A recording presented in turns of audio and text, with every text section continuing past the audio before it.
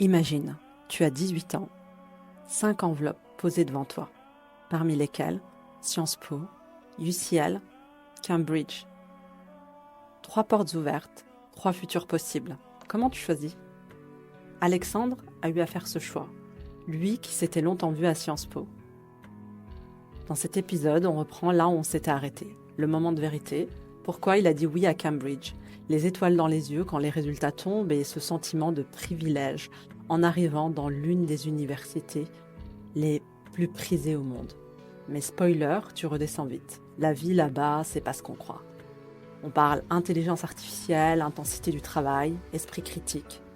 Mais on parle aussi de l'après-Cambridge, son master, son envie d'avoir un impact, sa vision des politiques publiques. Si tu te demandes ce qui se passe vraiment à Cambridge, si tu veux comprendre comment on fait ses choix quand tout semble possible, ou si tu cherches juste à voir plus loin que les classements, alors reste avec nous, ça commence maintenant.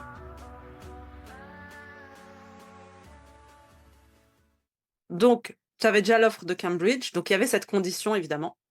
Et puis, tu fais ta candidature à Sciences Po et tu es retenu pour les oraux, ce qui est déjà une excellente nouvelle. Heu, Tu te prépares quand même parce que Cambridge, c'est une offre conditionnelle et à ce moment-là, peut-être tu hésites encore. Tu avais plus envie d'aller vers Cambridge, mais est-ce qu'à un moment, tu as quand même hésité, une fois que les 2 offres devenaient concrètes? Je pense pas avoir tellement hésité que ça. Mmh. Mais, Mmh. je sais pas, parce que je me faisais une idée que non, honnêtement, je sais pas. Mmh, mmh, C'est mmh. c'est vraiment intéressant parce que bon, on pense que tous les choix sont stratégiques, enfin, c'est c'est Oui, pas il y a forcément des choix de cœur pour toi, il y ouais. avait ce côté en fait de voilà l'idéal des études à Cambridge et donc c'est très intéressant. Il y avait du coup quand même du concret. C'est que comme je t'ai dit, il y a beaucoup plus de place pour l'étudiant, dans le système anglais en général.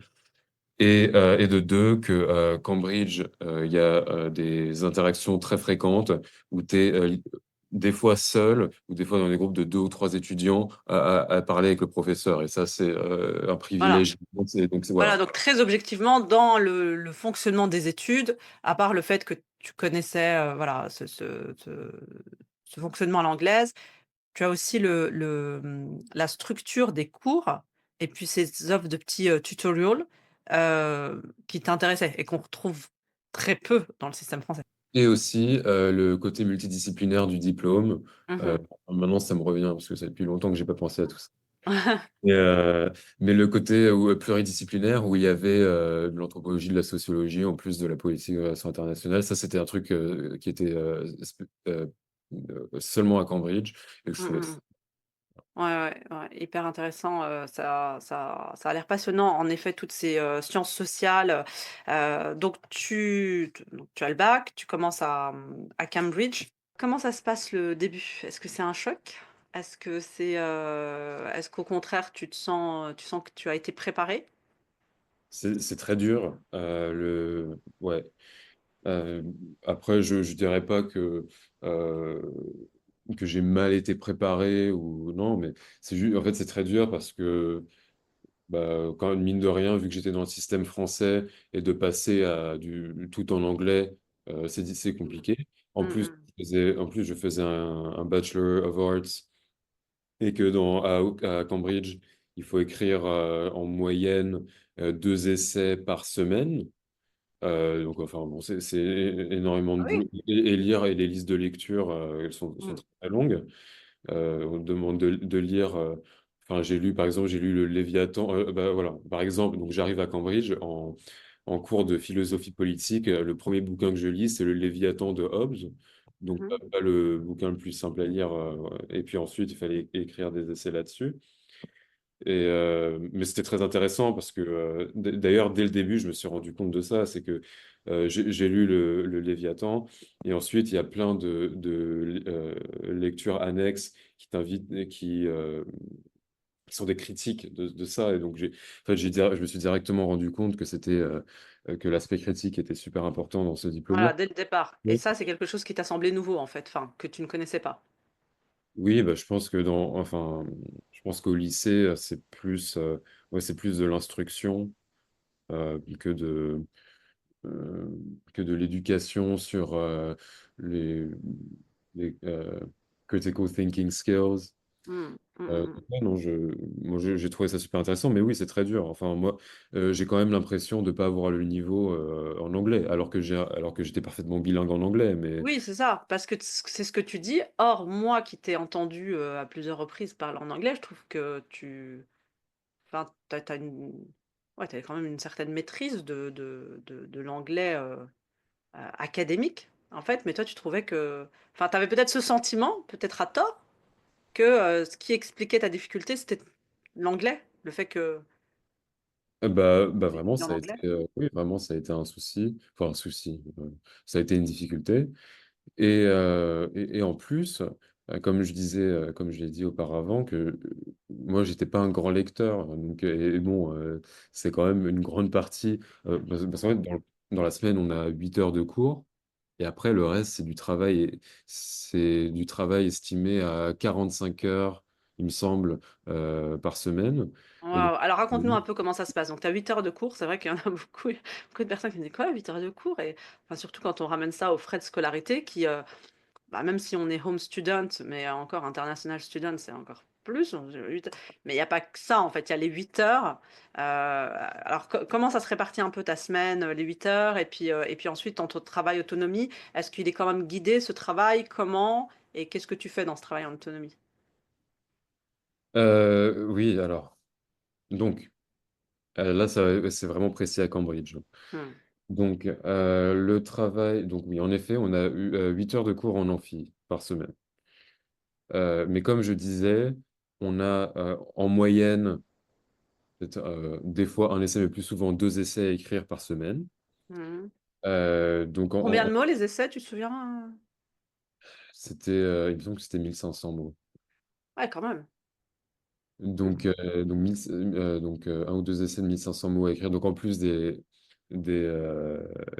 lectures. La lecture, Donc, ouais. l'idée, donc, dans ce sens-là, à Cambridge, j'étais plus suivi. Mmh. Parce que donc ça marche comme ça.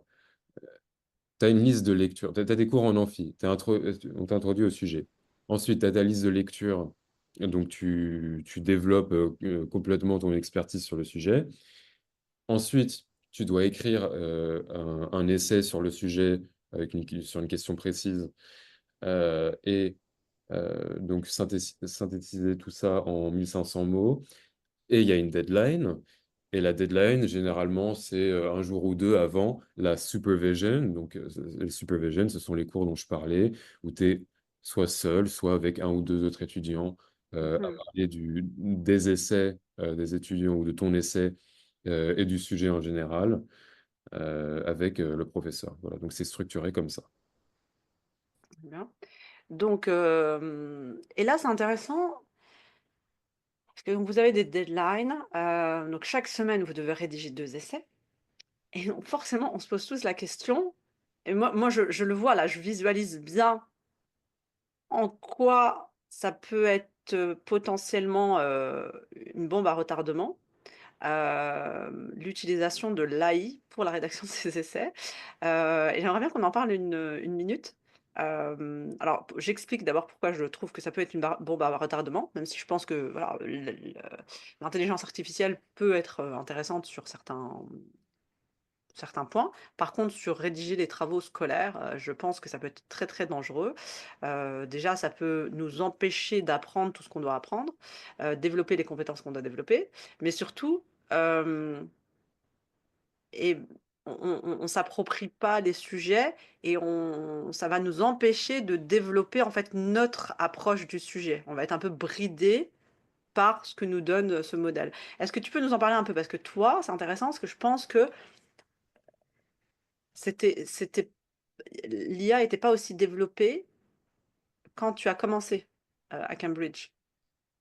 Ouais, donc au moment de la démocratisation de ChatGPT, je crois peut-être début 2023. Ouais, c'est ça, vers début 2023. Donc tout le monde commence à regarder un peu pour voir comment on peut se servir de l'outil. Donc évidemment, c'est assez impressionnant au premier abord. Mmh. Mais par contre, c'est complètement inutilisable dans un contexte universitaire. Dans ce qu'on fait, c'est complètement inutilisable. Mmh. Évidemment, la progression a été exponentielle. La progression enfin, des algorithmes du modèle d'IA a été exponentielle. Et donc, très rapidement, l'outil est devenu de plus en plus utile. Mais moi, j'ai jamais. euh, Enfin, j'ai déjà essayé, par exemple, de mettre la question d'un essai dans ChatGPT, de voir ce qu'il produit. Et en fait, ce qui est intéressant, et ça, je crois je suis pas sûr qu'on en ait parlé tous les deux, mais ce qui est intéressant, c'est qu'à Cambridge, vu que c'est vachement axé sur les capacités enfin, sur ce que tu peux apporter toi aussi au sujet Mm, en fait, il n'y a pas un programme où il faut tout apprendre par cœur mm. et tout recracher, quoi. Et donc, en fait, il y a quand même pas mal enfin, c'est assez valorisé. L'apport de ta propre perspective ou de quelque chose d'un peu unique est extrêmement valorisé à Cambridge. Et ça, c'est un truc où l'IA est Ah oui. inutile. Là, au contraire, ça va te faire des travaux formatés. Ça va être. Et je pense pas que ce soit forcément une mauvaise chose on peut apprendre beaucoup de choses avec Mm, l'intelligence artificielle, enfin, c'est super, mais donc pour ce type de travail-là, ça marche pas du tout. mm, mm, mm, Et puis moi, je pense que l'utilisation que j'en avais fait, euh, ouais, c'était encore un peu au début, mais c'était pour le coding. J'avais un cours où j'apprenais le langage R, donc pour faire des analyses de statistiques. Euh, et donc, oui, c'est vrai que euh, alors l'outil avait encore beaucoup de défauts, je pense que maintenant c'est beaucoup mieux, mais c'est vrai que c'était assez utile pour débugger, ce qu'on appelle débugger du code, donc quand il y a un souci dans mm.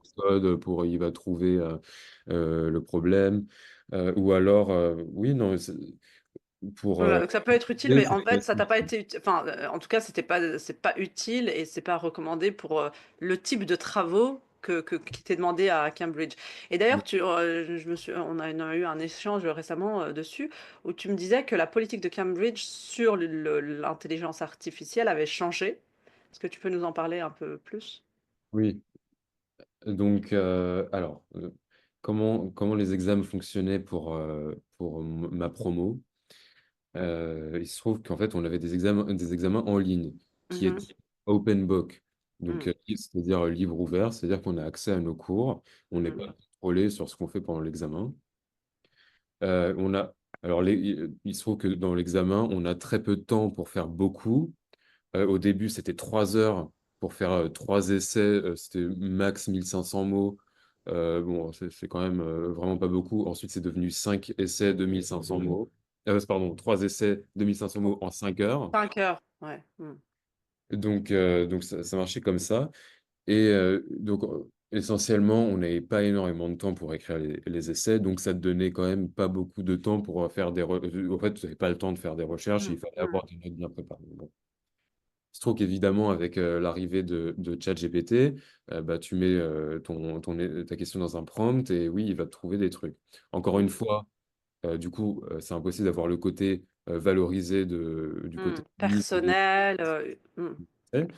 mais pour passer, voilà, enfin, tu peux largement Mm. passer.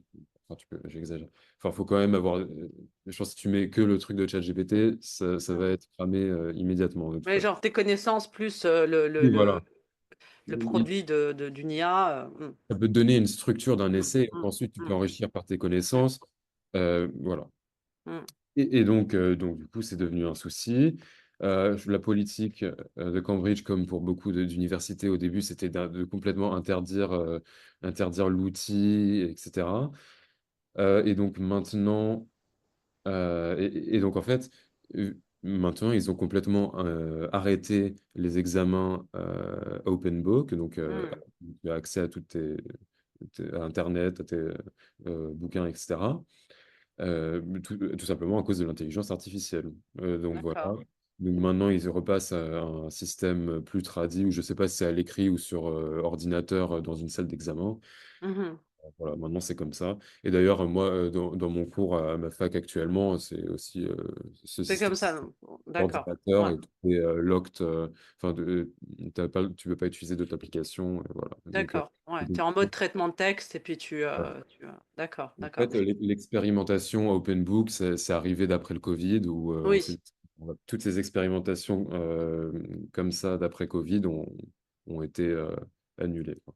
petit à petit, ouais, ouais, ouais. Bah, c'est vrai que j'ai une amie qui enseigne à UCL et là, elle corrigeait des masters et elle me disait à quel point, parfois dans des copies, c'est devenu, très difficile à corriger avec, plein de références dont la moitié est inventée, ou des travaux où on retrouve la même chose, vraiment des paragraphes entiers qui sont hyper similaires, puisqu'on a une série d'étudiants qui font la même recherche en même temps. Oui, oui, j'imagine que c'est un challenge, de taille, hein.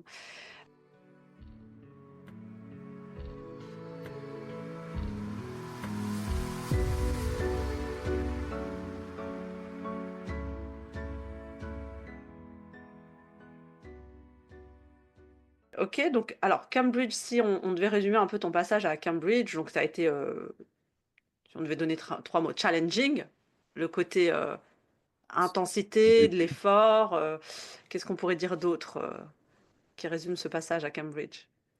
Un énorme développement personnel sur ma capacité à l'esprit critique, Mmh. une valorisation de l'échange. Il y a pas de, enfin, il y a pas de relation de subordonné avec les Ouais, professeurs. il y a pas de relation verticale, c'est une relation, Non, d'échange, c'est génial. d'interaction. Mmh. Voilà. Puis honnêtement, si tout le monde, toutes les facs pouvaient faire pareil, parce que justement en contraste avec par exemple ma fac actuelle, Mmh. voilà, c'est très différent. Et donc, Mmh. non, en fait, et je pense que d'ailleurs, ça m'a permis d'être aussi très à l'aise de pouvoir parler de plein de sujets de manière assez à l'aise, parce que c'est comme ça que je parlais avec mes profs. Mmh, Voilà. mmh mh. Et si on peut prendre 2 minutes là pour parler de l'aspect, social à Cambridge. Mm. Comment tu décris, tu étais à quel collège? Donc, moi, j'étais à Homerton College, qui est. Et comment ça tu as choisi ton collège? Est-ce que tu l'as choisi ou est-ce que tu as fait une open application, Non, moi, je l'ai choisi.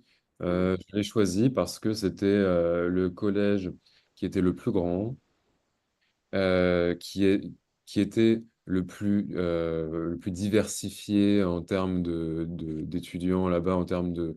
Social? Alors, social, c'est sûr à 100%, peut-être aussi en termes je sais pas, peut-être de nationalité, mais je suis pas sûr, mais social 100%. Mmh.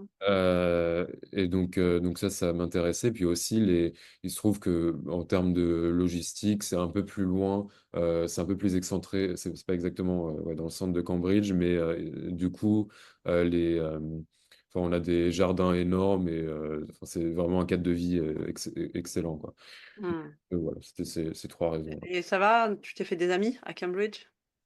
Oui, oui, c'est particulier parce que, enfin, mine de rien, il y a beaucoup de gens qui sont complètement focalisés sur leurs études. Et d'ailleurs, bon, on l'est tous, enfin, Mmh, mmh, on l'est tous, mais c'est vrai qu'il y a des gens euh, qui n'ont pas spécialement de relations sociales. mmh, Enfin, ouais, c'est particulier. Il y a aussi et ça, je l'ai moins vu dans mon collège, mais il y a certains collèges qui sont un peu plus. Les legacy colleges, moi j'appelle ça comme ça, mmh, en centre qui sont peut-être un peu plus demandés. D'ailleurs, pour clarifier sur les collèges, tout le monde à Cambridge a les mêmes cours. Euh, mmh, mmh, donc voilà, le collège, ça change mmh. au niveau académique, Bah, ça change. justement, alors j'ai pris peut-être la question un peu à l'envers, j'aurais peut-être dû commencer par ça. Est-ce que tu peux nous expliquer rapidement le côté college à Oui, Cambridge? Parce que c'est euh, assez spécifique à Oxford et Cambridge finalement. oui, oui, donc le côté collège, euh, il se trouve que, donc oui, quand on fait notre candidature à Oxbridge, on peut choisir un collège où on peut faire une open application. Le le but du collège, pour moi, c'est surtout une question de communauté, hein, de création d'une communauté. Généralement, les gens peuvent développer une fierté de leur collège, ou enfin bon, pour moi, c'est surtout une question de communauté. Et puis aussi c'est ce que je disais par rapport à si tu veux être dans le centre, si tu veux être dans un collège plus ancien ou plus moderne. Voilà, donc il y a cette question-là.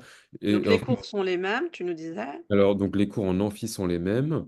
Mhm. Ensuite, les cours, les supervision, donc les cours un peu plus individuels avec les professeurs. S'il y a un professeur de ce cours qui est employé par ton collège, tu vas généralement faire cours avec eux. Mhm. Par contre, s'il n'y a pas de professeur de ton cours dans ton collège, bah, tu vas aller dans un autre collège pour faire la D'accord. supervision. Mm. Donc, ça Donc il y a change. quand même des liens entre collèges, Oui, quoi. oui, bien sûr. Oui, oui. Mm. Mm, mm, mm. Et donc toi, tu as des amis d'autres collèges? Et alors, il se trouve que moi, c'est vrai que mon groupe d'amis est presque exclusivement de mon collège. Mm. Et C'est en fait, souvent le cas quand même, hein. ouais, c'est souvent le cas, mais aussi du fait que mon collège était grand et un peu excentré. Et Oui, donc, ça donc. qu'on avait que les grounds, on avait enfin, le collège était très grand et aussi au niveau superficie, enfin, Mm. L'espace, ouais. Mm. ouais, il y avait de l'espace, voilà. Mm, mm, mm, mm. Il y avait plein de trucs. Et est-ce que c'est plus sélectif? Est-ce qu'il y a des collèges qui sont plus sélectifs que d'autres? Est-ce qu'il y a une stratégie dans le choix de collège? Oui, alors en principe, oui. Il y a, effectivement, mais seulement parce qu'il y a certains étudiants qui mettent certains collèges à un niveau plus prestigieux dans leur tête et que du coup, ils candidatent là-bas. Mais en fait, même si tu candidates pour, par exemple, disons que tu candidates pour, je sais pas, Trinity College, qui est, je Mm. pense, un des plus prestigieux. Tu candidates pour Trinity College. Et tu as quelqu'un d'autre, je sais pas, qui candidate pour Churchill College, qui a moins de demandes. Mm. Mais si la personne qui candidate pour Trinity a une note plus haute que celle qui candidate pour Churchill, ils vont dire à la personne qui a candidaté à Trinity, OK, bah, on a une place à Churchill, est-ce que tu veux y aller? Mm, mm, mm, mm, mm. Donc D'accord. finalement, le collège où tu candidates, bah, si tu te fais, oui, si tu as l'offre et que tu veux vraiment aller là-bas, bah, tant mieux. Mais finalement, ça va pas spécialement te pénaliser. Ça va pas être éliminatoire. Non. Si on a Mm. une candidature qui peut prétendre à Cambridge, ça va pas être éliminatoire d'avoir sélectionné un collège. Par contre, si c'est le seul facteur de différenciation, bah oui, c'est peut-être plus stratégique de candidater dans un collège où Mm. il y a moins de demandes. Ouais, ouais. Ok. Et alors ensuite, donc tu passes tes années, donc il y a cette période d'acclimatation, etc. Donc tu commences à penser à ton master à quel moment? Est-ce que tu aurais la possibilité de rester à Cambridge finalement? Qu'est-ce qui fait qu'aujourd'hui tu as choisi un autre master? Est-ce que tu avais postulé? Raconte-nous un petit peu comment ça se passe la poursuite. Est-ce que tu t'es posé la question tout simplement? Moi je connais des étudiants de Cambridge qui n'ont pas continué ou qui ont pris une année sabbatique ou une année en industrie avant de reprendre. Comment tu as raisonné à ce moment-là? Alors, donc non, je me suis pas posé la question de faire une année sabbatique. Pourquoi? Sans doute parce que j'ai envie d'entrer dans le monde du travail plus rapidement après. Moi, j'ai Alors, pas je te envie de... coupe juste là-dessus, c'est très intéressant. Parce que donc cette envie de rentrer dans le monde du travail, donc c'est très intéressant parce que moi je sais que tu es quand même t'es quelqu'un qui est quand même un hardworking. Tu aimes le travail, tu travailles, t'as pas peur du travail. Et tu as fait quand même beaucoup de stages, beaucoup, très tôt. Bah, récemment, tu nous avais expliqué ça là plus tôt. Tu avais fait un stage aux Nations Unies. Donc tu as fait quand même beaucoup de stages. Donc malgré tout, malgré les stages, tu as quand même envie de rentrer le plus tôt possible sur le marché du travail. Ah oui, mais justement, à cause des stages, si on peut dire ça comme ça, parce que j'ai adoré travailler, avoir un impact réel Mm, sur mm, un, un résultat. Donc, mm. oui, non, moi c'est ce qui m'anime. Et donc, du coup, oui, même si j'adore étudier et j'adore ce que je fais pendant mes études, c'est aussi en quelque sorte une formalité il faut que j'ai Mm. un master pour Pour avoir entrer sur le marché du travail. oui, Mm. son marché du travail dans le secteur que je veux. Ouais. Et Euh, ben, raconte-nous le secteur que tu veux. Alors, est-ce que en sortant du bachelor ou à la fin de ton bachelor, tu avais déjà une idée, est-ce qu'elle commençait à se dessiner le secteur dans lequel tu veux évoluer? oui, ça commençait à se dessiner. Je pense qu'à ce stade-là, je savais que je voulais faire, oui, de l'étude de politique. Moi, ce qui m'intéresse, c'est étudier l'impact des politiques publiques, si les objectifs sont atteints, etc. Et donc, Mmh. moi, je savais que ça, Donc ça l'évaluation des politiques publiques. voilà, Mmh. l'évaluation, c'est ça. Donc, moi, je savais que ça m'intéressait déjà, mais dans quel secteur, ça, c'était encore autre chose. Mmh.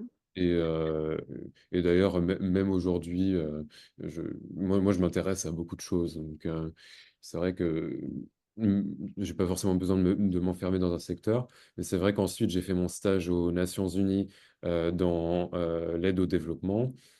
Et ça m'a vraiment intéressé. Alors qu'est-ce que tu faisais, lors de ce stage? Donc, alors, plein de trucs. Euh, En gros, on va dire que l'équipe dans laquelle j'étais, l'objectif principal, c'est un peu d'être un sorte de forum. D'ailleurs, ça s'appelle le Development Cooperation Forum. C'est un forum d'échange entre les différents acteurs de l'aide au développement. Mmh. Et donc, il y a donc les acteurs qui sont les pays, euh, je sais pas, en français, ça se dit les pays donateurs d'aide, Oui. les pays récipients, les, le privé, qui joue un grand rôle, Mmh. et les CSOs, les Civil Society Organizations, enfin les ONG, etc. Oui. Mmh. Mmh mh. Donc c'est un forum où tout le monde explique, surtout les personnes qui reçoivent l'aide finalement, expliquent ce Mmh. dont ils ont besoin et comment on peut revoir les modalités de l'aide au développement afin que cela favorise les meilleures conditions pour les gens qui habitent dans les pays qui reçoivent l'aide. Et donc ça consiste surtout à, en tout cas ce que demandent ces pays-là, c'est surtout moins de conditions associées à l'aide Mmh. et plus de ce qu'ils appellent du country ownership. Donc voilà, donc c'est donner le pouvoir au pays Mmh. pour utiliser leur Développer les secteurs qu'ils ouais, souhaitent développer, ouais. Mmh. voilà. Donc, Mmh. donc ça, c'est une très broad explanation. Et puis plus précisément, moi, ce que je faisais, il y avait de la recherche. Là, pour le coup, c'est de la recherche qualitative. Et ensuite, éventuellement, j'ai contribué dans un des rapports du secrétaire général des Nations Unies, donc sur la coopération au développement. Donc tu as rencontré, Guterres? Non, Non? non. Alors, par contre, aux Nations Unies, c'est très hiérarchisé. Donc, Mmh. moi et Guterres, il y avait un, deux, trois, quatre niveaux. Ah ouais, carrément, et donc il fallait passer de niveau en niveau pour, mmh. Non, non, donc non, pas du tout. Mais peu de gens qui font des stages aux Nations Unies rencontrent Antonio Guterres. Mmh. Mais en fait, le rapport, du coup, nous, on fait la base, on fait Non, non, un draft, un super brouillon important, ouais. hyper Mmh. détaillé Mmh. du rapport. Et après, plus ça monte, plus c'est méticuleusement, les informations sont méticuleusement sélectionnées. Et finalement, dans le rapport final, c'est ultra synthétisé, quoi. D'accord, ouais, et donc overall, ton stage, ça t'a plu, tu Ça m'a plu. Donc il y avait ça, il y avait aussi beaucoup d'interactions avec des diplomates et des ministres, et donc moi, surtout avec des ministres de pays en voie de développement, parce que on faisait aussi des sondages, on allait directement les voir pour avoir des sondages sur ce dont ils avaient besoin, et on faisait aussi des entretiens avec eux. d'accord. Donc voilà, donc il y avait aussi ça c'est super intéressant pour Ouais, ceux qui aiment ouais. plus le côté diplomatique. La Ouais, ouais, recherche, ouais, le côté ouais, diplomatique. ouais. Et juste, avant de reprendre sur ton master, comment tu as postulé? Donc j'ai candidaté sur UN Careers. Donc il y a tous les jobs qui sont répertoriés là-dedans.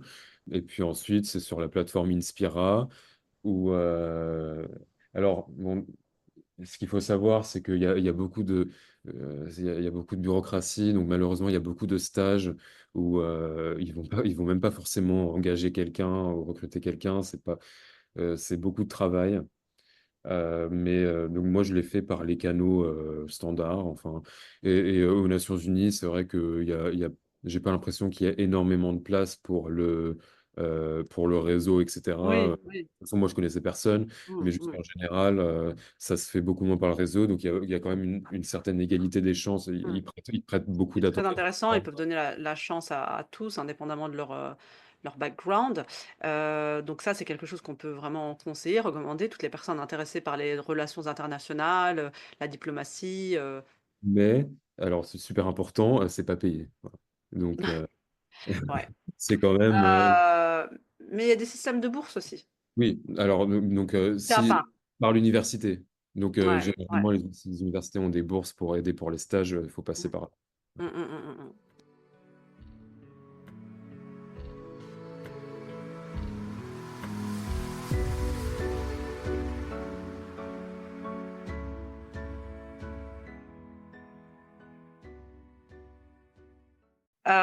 Ok, très bien. Et donc, tu avais cet intérêt donc pour les politiques publiques, l'évaluation des politiques publiques, etc. Et donc, tu avais identifié plusieurs masters ou il y en avait un particulièrement qui t'intéressait? Je pense que j'avais envie de retourner sur le continent européen. Hmm, Et d'ailleurs, l'Italie, finalement, c'était pas forcément un choix stratégique, mais voilà. Donc, en fait, moi, à la base, je regardais des masters en Angleterre. mhm, Et donc, il se trouve que LSI font un double diplôme avec la Bocconi à Milan. Donc, la Bocconi, super fac, hmm, euh, qui est surtout axée sur l'économie, la finance. Et du coup, il y a aussi une petite branche de politique publique. Et donc, il se trouvait que LSI et Bocconi faisaient ce double diplôme-là. Et ça permet d'avoir deux diplômes, un diplôme hmm, de chaque université hmm. en 2 ans, ce qui est Et donc, bénéficier du réseau des deux universités, de la reconnaissance des deux universités. donc, comme je disais avant, à Cambridge, je me suis beaucoup développé intellectuellement. Je pense que pour le développement personnel, c'était vraiment excellent. Et finalement, pour le master, il faut vraiment développer les compétences dont tu vas avoir besoin dans le monde du travail. Là, vraiment, pour moi, c'est la préparation au monde du travail. Hmm, Et je trouve que le diplôme que je fais là, c'est vraiment de l'étude de politique publique et des différentes options qui existent pour travailler pour répondre à telle problématique de politique publique, et ensuite des différentes méthodes d'analyse qualitative, quantitative. Donc là, c'est vraiment extrêmement différent de ce que j'ai fait Donc, à tu fais Caen. beaucoup de stats. Beaucoup de stats, de l'apprentissage de méthodes quantitatives. De la Après, socio aussi, du coup. oui, mais après, oui, c'est pas que des stats. Il y a aussi, c'est aussi l'apprentissage de beaucoup de concepts.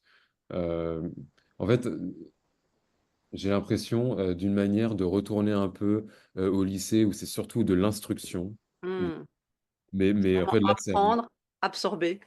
c'est ça. Mais là, c'est d'une manière avec une expertise beaucoup plus approfondie, évidemment. Et il Hmm, se trouve que c'est extrêmement utile parce que dans le monde du travail, bah, c'est beaucoup de ça. Il hmm. faut il faut connaître les différents concepts économiques, etc., le vocabulaire, etc. Enfin bon, donc je Mais malgré tout, donc maintenant revenir à ce système-là, ça te manque quand même, Cambridge, le côté développer tes perspectives. oui, oui, parce que honnêtement, à la Bocconi, il n'y a pas énormément de place pour l'esprit critique, je dirais.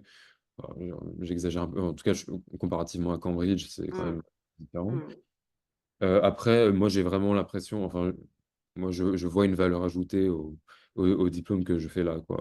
Vraiment, hmm. Mais c'est très intéressant, je trouve, ce que tu dis dans le sens où bah, tu as bénéficié de deux systèmes qui sont quand même très très différents. Et donc tu bénéficies de la complémentarité de ces systèmes-là aussi, ce qui fait que ça développe encore davantage ta résilience, ta flexibilité et ton adaptabilité dans le monde du travail. Donc, et qu'est-ce qui t'attend alors? Donc là, tu es en train de terminer. Tu as fini tes examens d'ailleurs, merci beaucoup, parce que je sais que tu es en examen. Donc merci du temps que tu nous accordes. Tu as fini tes examens là ou pas encore? pas de souci. Non, j'ai pas encore fini. Il m'en reste 2. D'accord. Et après, alors, qu'est-ce qui t'attend quand tu finis les examens? Oui, donc ensuite, je finis les examens. Et donc, bon, l'année prochaine, moi, j'ai aussi l'année à LSI. Donc ça, Hmm. au terme, voilà. Et puis sinon, à court terme pour l'été, je suis encore en recherche de stage. Mm, Mais bon, j'ai quelques pistes. Enfin, j'ai eu un entretien ce matin juste avant, mm, mm. comme tu disais. C'est une piste très, très, très positive. Euh, Mais du coup, en gros, je cherche un T'as un stage stage, ok. De combien de temps? 3 mois. 3 mois, ok, quand même, waouh. Tu prends pas de vacances? Non, bah, je vais avoir une semaine ou deux là en juin après mes examens. Voilà. Ouais. En tout cas, ça, c'est quelque chose qu'on peut noter parce que souvent, les plus jeunes se disent que enfin, certains qui ont réussi dans les oui, mais c'est parce qu'ils connaissaient ça ou parce que enfin, moi, je peux noter que pour toi, par exemple, moi, je te connais depuis que tu as 16 ans, je crois, tu as toujours beaucoup travaillé quand même et pratiquement tous tes étés, tu fais des stages, tu as cette curiosité de découvrir et puis d'apprendre et donc là, tu fais 3 mois et finalement, tu te prends des semaines par-ci par-là. C'est comme ça que tu décompresses? Oui, Ouais, exactement. ouais. Bah, OK. c'était pareil, ouais, c'était pareil, exactement pareil l'été dernier. J'ai fait 3 mois et Mmh. j'ai pris une semaine de vacances. Mais de toute façon, il faut l'accepter. Mais dans le monde du travail, on a au mieux 5 semaines, au mieux, Bah oui, bah à 5 cinq semaines, semaines c'est pas minimum oui, mais normalement. 5 semaines, c'est pas pareil que une semaine, tu vois? Mais Oui. Bon, après, j'ai quand même des vacances. Là, j'ai eu 4 semaines de vacances dans l'année. oui, ouais, ouais, dans cette période-là quand même, ouais. Et donc on LSI, qu'est-ce que tu vas faire exactement? L'année, comment elle va se composer à LSI pour ton master à LSI? Donc l'année à LSI, je fais, structurellement c'est assez similaire à là mon année à la Bocconi, donc c'est-à-dire mais avec moins d'heures de cours, donc peut-être je vais passer vite fait là-dessus. À la Bocconi, j'ai quand même plus d'heures de cours, peut-être 15 heures de cours par semaine ou quelque chose comme Mmh. ça. Aussi beaucoup de travail à côté. Mmh. LSI, je pense que ça va être entre Cambridge et la Bocconi. Ouais, Et donc, oui, à la LSI, il y a, il me semble, quatre matières par semestre, ou par trimestre ou par semestre, je ne me souviens plus. Par semestre, je pense.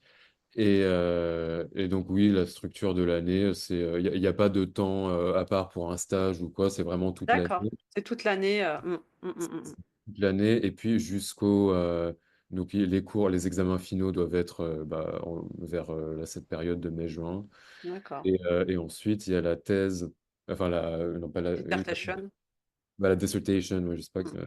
il n'y a pas vraiment Mmh. de traduction. Ça, Bah, c'est un on dira un mémoire, en ouais. fait. Un Donc, mémoire, ouais. il y a le mémoire qui est pour, je sais pas, pour septembre-octobre, du coup, 2026. Et d'ailleurs, vu que je fais le double diplôme, je fais aussi le mémoire de la Bocconi. Donc ça, c'est un truc, donc j'arrête pas complètement Bocconi l'année Mmh. prochaine. Ouais, tu Ouais, donc continueras en la parallèle à de la écrire. fin de l'année. Mmh. Ça va être un peu un challenge aussi, mais bon. Ouais, ouais. Moi, je te fais confiance en termes de gestion du temps, je pense que ça va, ça le fait. Et à l'avenir, donc, comment tu te vois? Tu te vois évoluer dans quel domaine? On voit que les politiques publiques, l'évaluation des politiques publiques, bon, ça t'intéresse. Si je te dis, ta vision de toi dans, allez, 5 ans? Euh, ouais, moi, honnêtement, je peux pas répondre à ces questions. Allez, Il y ton a, avenir idéal, pas comment mais, tu bah, te projettes, mais ton avenir idéal. moi, je suis intéressé par tellement de trucs. Euh, en plus, j'ai de la chance de potentiellement évoluer au niveau professionnel dans le milieu anglo-saxon. Mmh. Bon, c'est pas que du positif, mais il y a beaucoup de mobilité. Mmh. Donc, moi, je peux pas dire. Bon, il y a un peu plus d'un an, je ne savais pas que je ferais mon stage aux Nations Unies. Là, même là, je sais toujours pas exactement dans quoi je vais faire mon stage. En fait, moi, j'aime bien je candidate à des trucs qui m'intéressent, mais c'est très diversifié. Et puis ensuite, je prends les opportunités les plus Mmh. intéressantes qui se présentent. Donc, non, enfin, Donc ce serait pas la diplomatie, en tout cas. non, alors voilà. Donc, Mmh. je peux parler en très grands termes. Ouais. Donc moi, c'est plutôt peut-être un travail un peu plus technocrate, mais ouais, vraiment analyser l'efficacité des politiques publiques. D'accord, et que ce soit au niveau étatique ou au niveau, ensuite, des institutions, par exemple européennes, Ouais, moi, ou mondiales? bah, donc ça pourrait être les trois. Moi, honnêtement, l'international m'intéresse beaucoup. Donc, si ça peut être au niveau international ou européen, ça serait super. Mmh, mmh, Euh, mmh, mmh. mais Mais non, moi, honnêtement, je me ferme jamais de porte. Et en fait, ce que je me dis depuis, depuis que j'ai choisi physique-chimie en, en spé, alors que ça m'intéressait pas du tout. Mais pff, non, vraiment, moi, Faut je me laisser ferme. les portes ouvertes, quoi. Ouais, ouais. En Ouais, fait, faut laisser les portes ouvertes. Par rapport à tout ce que tu nous as dit, il y a certains points, très intéressants et si on devait s'adresser aujourd'hui à, un parent qui accompagne son enfant, et qui veut l'aider justement à avoir différentes perspectives ou un étudiant qui s'interroge sur son avenir, qu'est-ce que tu dirais? Quelles sont, finalement les compétences que tu penses, qui sont importantes pour, réussir dans ces parcours-là? Notamment, dans le côté, sciences politiques, sciences sociales, politique publique, sur le côté langue aussi? Parce que tu nous parlais de là, dans ta conclusion, tu viens de parler de l'anglais qui était quand même un point important, le fait d'avoir évolué dans un monde anglo-saxon, est-ce que, bah, finalement, il faut qu'on encourage, jeunes francophones à vraiment aller dans une maîtrise de l'anglais pour s'ouvrir des portes? Donc pour conclure, si on peut partir sur ces conseils très concrets pour des étudiants qui aujourd'hui, sont, au lycée ou des parents qui les accompagnent. Quelles sont les forces à développer pour avoir un profil international? Quid du développement des langues ou des parcours, des expériences? donc déjà, si on veut commencer par les langues, absolument. Enfin, même moi qui parle anglais, français, enfin, j'essaie d'apprendre à côté. J'ai bah, j'ai laissé les restes d'espagnol du lycée. Bon, ça vaut ce que ça vaut. Et là, je suis en train d'apprendre aussi l'italien. J'essaye, mais honnêtement, j'aimerais vraiment avoir au moins une troisième langue Mmh. plus utilisée dans une capacité professionnelle. Mmh. Euh, Donc pour toi, 3 langues, ça peut être vraiment un plus? Alors, bah, pour moi, bon, enfin, alors là, on va parler pour des gens qui veulent travailler, mais même, enfin, pour n'importe quel profil international, de toute façon, l'anglais, euh, Indispensable. c'est indispensable. Mmh. Ça, c'est clair. Maintenant, je peux compléter ce que tu dis aussi. Moi, j'ai envie de dire 2 langues, c'est indispensable. Il y a une étude là que je lisais, sur, quand il y a un poste, 2 candidats qui ont le profil et qui un alors indépendamment du fait que ce soit l'anglais ou, l'un d'eux maîtrise une autre langue, dans la majorité des cas, c'est cet autre candidat, pour 2 profils similaires qui va, c'est vraiment une compétence très différenciante, hein, qui va décrocher le poste. Donc j'allais dire l'anglais, oui, parce qu'on échange en anglais, mais aussi une deuxième langue pour montrer une maîtrise, une ouverture, culturelle, intellectuelle aussi. Parfaitement, et c'est pour ça que j'espère que dans pas longtemps, je pourrais complètement utiliser une troisième langue, être vraiment euh, À l'aise, ouais, fluent. ouais, fluent. Bah, donc les langues, non mais les langues vraiment essentielles, je pense que c'est vraiment un des trucs les plus importants. Mmh. Euh, Ensuite, oui, les qualités. Moi, honnêtement, déjà, bon, déjà, le truc, c'est qu'en sciences politiques, les qualités qu'il faut peuvent différer parce que si vous êtes plus intéressé par la diplomatie, là, ça peut peut-être être des qualités très différentes que moi qui suis plus intéressé dans vraiment l'élaboration de politiques publiques, Mmh. etc. Mmh. Enfin, ce sont deux travaux. Enfin, moi, par exemple, je suis absolument pas dans la politique partisane, quoi. Moi, ça, c'est Mmh. vraiment pas Mmh, un truc. mmh, mmh, mmh. Bah, Euh, la diplomatie aussi, enfin, moi j'ai rencontré pas mal de diplomates, on sent qu'ils sont, enfin, on a même du mal à savoir à quel parti ils appartiennent. Alors c'est oui, aussi une façon de oui, pour moi, c'est vraiment trois trucs. Mais par contre, quand tu es diplomate, tu représentes quand même les intérêts d'un pays oui, 100%. Voilà, enfin, exactement. Donc c'est tu politique. représentes quand même une certaine idéologie et des idées, ouais, Donc, tout à fait. du coup, ouais, des compétences sans doute très différentes. Mais non, mais en général, l'esprit critique, Ouais, c'est ça tu important. nous en as pas mal parlé, ça c'est important, ouais, je l'ai bien noté, j'ai encadré. Parce qu'en fait, par exemple, là, je me rendais compte dans mon entretien ce matin, et en fait, ça te permet de parler d'un truc pendant super longtemps parce que tu vas pas arrêter de rebondir sur des trucs. Et en fait, Mmh. ça donne l'impression que vraiment tu as beaucoup de connaissances sur un sujet, mais juste parce que tu as cette capacité à rebondir sur des trucs et à poser À des questions. l'analyser sous différents angles et ouais, ouais, ouais. Donc ça, c'est vraiment super important et j'insiste là-dessus parce que je pense que c'est une des capacités qui est où il y a beaucoup de gens qui galèrent et c'est OK et Mmh, les moyens de développer ça. mmh. Et puis sinon, oui, si possible, Ouais, bah, de toute façon, il faut de la confiance en soi. C'est arrivé au fur et à mesure du temps. Et, Mhm. euh, et donc, vraiment, je sais pas s'il y a des bonnes méthodes. Je pense, oui, il faut pas stresser tout le temps Oui, quand la confiance en soi, ça se travaille aussi. Il y a plusieurs outils travaille aussi, pour. Ouais. mais vraiment, et je pense que ça m'a aidé, encore une fois, je disais, ça m'a aidé dans le système anglo-saxon, mais parce qu'il y a, enfin, il faut pas avoir tout le temps l'impression d'être vraiment subordonné, juste rester dans le respect, évidemment, Mhm. mais pouvoir être à l'aise, ça permet de développer des relations plus proches avec même des personnes qui peuvent être potentiellement importantes pour le Oui. réseau, etc. Mhm. Mhm. Mhm. Donc, ouais, puis j'ai envie de dire de l'honnêteté, mais c'est pas, Oui, c'est, moi, je mais suis tout à fait d'accord avec toi. pour moi, en tout cas pour moi, moi je suis tout le temps resté assez honnête avec moi-même, avec Mhm. Moi, je gens suis qui- d'accord avec toi. Le côté honnêteté, authenticité et être aligné, je suis bah, complètement d'accord. en fait, et c'est pas pour le côté bateau, oui, il faut être honnête parce Mhm.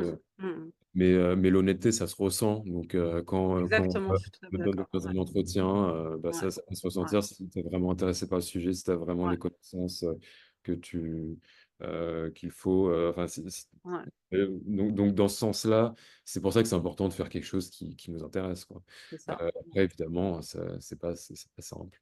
Mmh, Euh, mmh, mmh. C'est tout c'est- un cheminement et tout un travail, ouais. En tout cas, merci infiniment Alexandre pour, tout ce temps que tu nous as, accordé. Je te souhaite, on te souhaite, beaucoup, beaucoup de réussite, bah, que ce stage déjà tu le décroches et puis beaucoup de Merci. réussite, pour la suite. Bah, tu me tiendras au courant de toute façon et il ne me reste plus qu'à te saluer et Oui. Peut-être peut-être juste un mot sur les parents, parce que je sais que vous Ces parlez talents que de l'on conseils découvre pour les ensemble, parents, mais capables de très, switcher très entre les rapidement, cultures, de passer d'une il faut conférence à encourager Genève à un dîner familial à son Tunis, enfant à les développer entreprises et les les capacités universités se les arrachent. dans le domaine Si qui cette l'intéresse. Voilà. conversation Ouais, Et, résonne avec et- toi, et- donc en et- fait, partage cet c'est épisode, l'écouter, le suivre, active mais en voilà. tout la cas être cloche là pour Euh, le et laisse un guider. avis 5 étoiles. Et si tu Merci. veux transformer cette richesse en Ben, avantages merci à concrets, toi. que tu construises ton Merci. parcours bon Merci. courage À que tu très pour la bientôt. recrutes ces profils, À retrouve Skills Up. Le lien est très en bientôt. description. Rendez-vous dans 2 semaines dans Global Achievers Lab pour une nouvelle rencontre. En attendant, remember, ton parcours n'est pas compliqué, il est unique et il est riche.